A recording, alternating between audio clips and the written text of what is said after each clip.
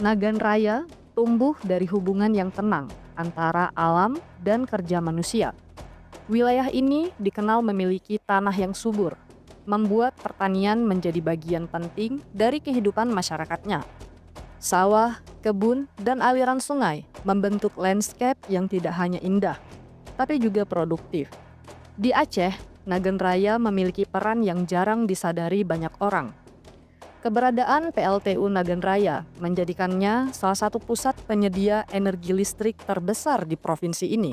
Dari daerah inilah, daya mengalir untuk menghidupkan aktivitas di banyak wilayah lain.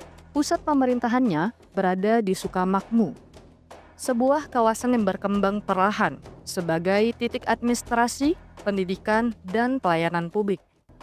Perkembangannya tidak datang dengan gagap gempita, melainkan perjalanan stabil mengikuti kebutuhan masyarakatnya. Nagan Raya tidak dikenal karena keramaiannya, tetapi karena fungsinya yang nyata. Dari pangan hingga energi, daerah ini memegang peran penting dalam menopang kehidupan Aceh.